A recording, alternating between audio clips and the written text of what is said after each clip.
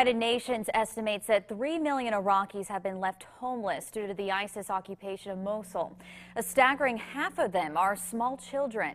As part of a 5-part series, News 12 correspondent James Mahon visits a refugee camp on the outskirts of Mosul, asking what more needs to be done to help those who cannot return home. More now on this special report. The people don't have anything.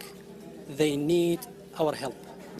For nearly 30 years, the Ammar Foundation has been delivering emergency medical aid in Iraq.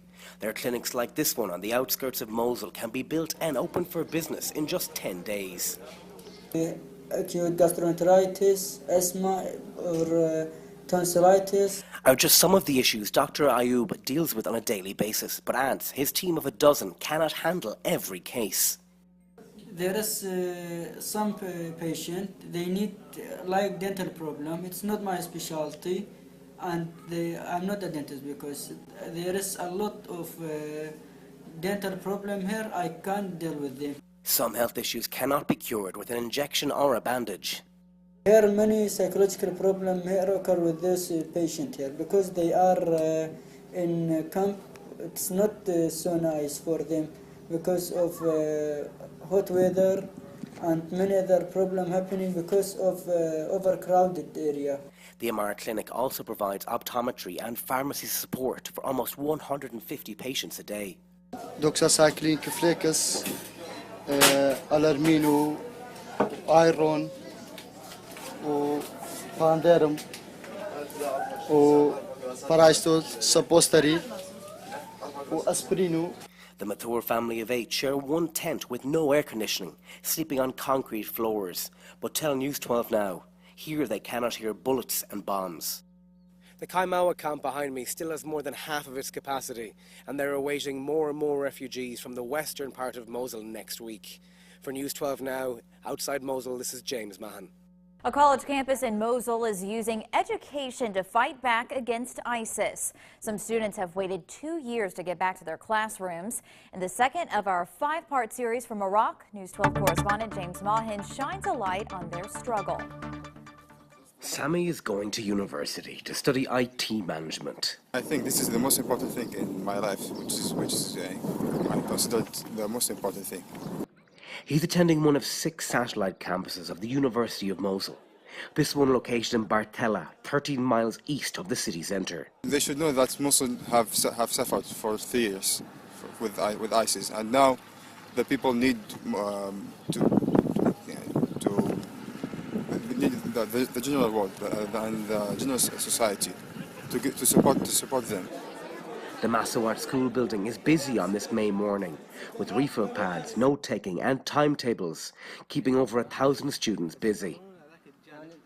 Many are just happy to be back in a classroom, even if these temporary campuses are not in Mosul itself. But while we stayed in Mosul, we lost 2 years, and now new we're going to start.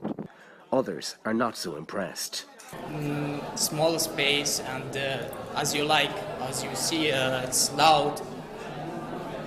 Do you see this? Class is very small and crowded. Ahmed is studying business management and wants the world to know his classmates are not giving up despite the conditions. We will ask them for their support so we can recover of this war and take rid of ISIS. This is the alternative. Mosul University's main city campus, bombed and destroyed over the last 2 years. Professors fleeing for their lives, and its location just a few hundred metres from the war on terror's front line. No running water, no electricity and no Wi-Fi, and broken wooden desks. Yet over 1,000 students here at this university are trying to move forward.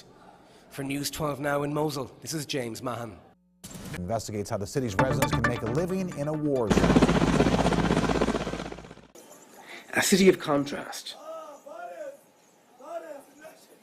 A city divided. In the eastern part of Mosul, the public executions and ISIS occupation has ended. Scrappers sell what they can on the sides of roads, often making as little as $6 a day, yet remain optimistic. And every pupils come back to their works, and the authorities working for provide us the electricity and the water, clean water and everything. And now everything I can say is okay. Bodies transported in the back of cars, damaged buildings and roads in need of repair. Yet Mosul is trying to move forward. Basma Abdul Karim owns cafes in both East and West Mosul.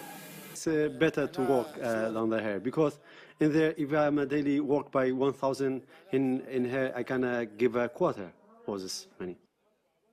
Karim claims the quality of his falafels make them sell, regardless of which side of the war his customers come from. I'm famous in this work because I have experience in this work, and drivers coming to me because this is traditional and the local food. Drivers come to buy to me. Even city governments come to buy for me. While Karim's cafes are doing well, other Mosul businesses are struggling. He claims reputation helps. I am famous in this food maker, and I'm famous in Erbil and even in Duhok, and all Iraq. I'm famous in this type of food.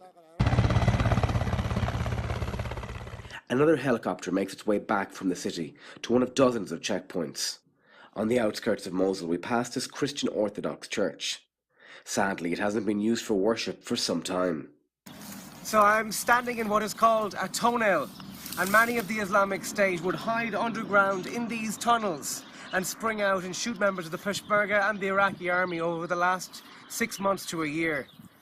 The church, the tunnel and the checkpoint are guarded by NPU soldiers, who are armed Assyrian Christians, who liberated towns surrounding East Mosul from the Islamic State just before Christmas. And this is where the tunnel also opens out, inside the church.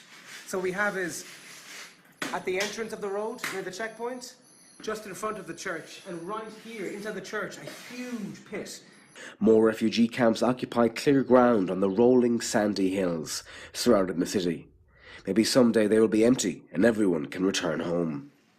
For News 12 Now in Mosul, this is James Mahon. Well, recent polls show only about a third of Americans approve of how President Trump is running the country. However, News 12 correspondent James Mahon shows us how Trump support is growing 7,000 miles away in Iraq.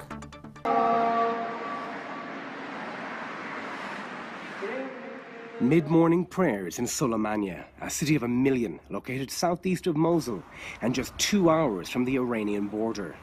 The city is an educational and social hub in Kurdistan, with markets, restaurants and universities. The name on everyone's lips? Donald Trump. Trump. Very good. I love Donald Trump. My best president is Trump. Trump.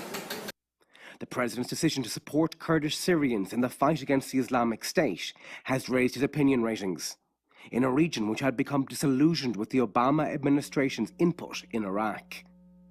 Miguel Cell and his brother fled Syria to Soleimani as refugees, and he believes the controversial Trump airstrikes in his country were needed.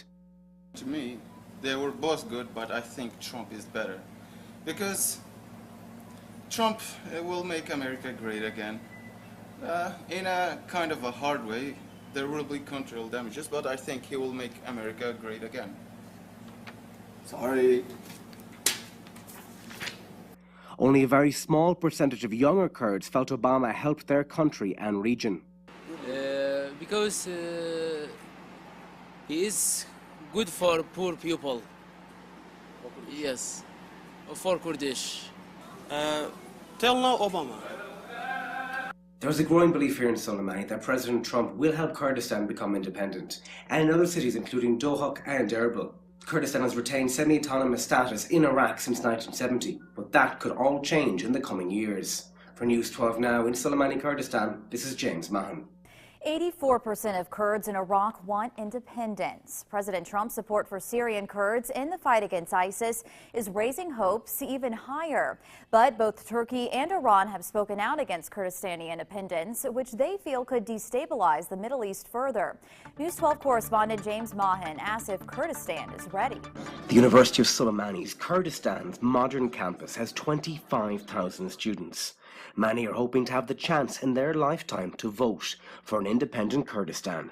Improve our situation inside Kurdistan and that get our independence, and we are going to hold a referendum election in the late of this year. While a vote this year seems optimistic, others feel it will happen in the coming years. Not every student is eager to see 5 million Kurds running their own country.